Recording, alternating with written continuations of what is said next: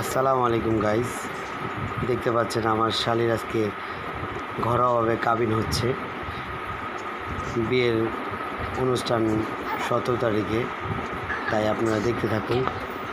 আমার শালী এখন কান্না করে শেষ পর্যায়ে, এখন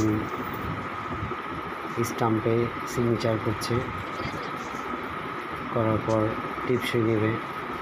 নেওয়ার পর আমরা বরপক্ষের কাছে চলে যাব। আপনারা দেখতে থাকুন,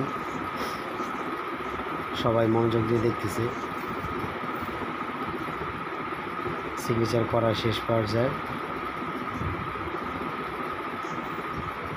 এখন আমরা সিগনেচার শেষ, বরপক্ষের কাছে গেছি। আমাকে দেখতে পাচ্ছেন, একটু হাই দিয়ে দিলাম।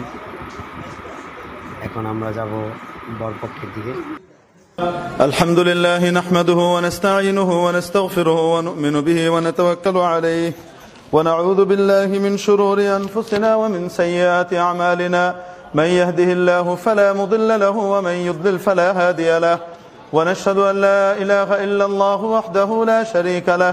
ونشهد أن سيدنا ومولانا محمدا عبده ورسوله. أما بعد فقد قال الله تبارك وتعالى: يا أيها الناس اتقوا ربكم الذي خلقكم من نفس واحدة وخلق منها زوجها وبث منهما رجالا كثيرا ونساء واتقوا الله الذي تساءلون به والأرحام إن الله كان عليكم رقيبا.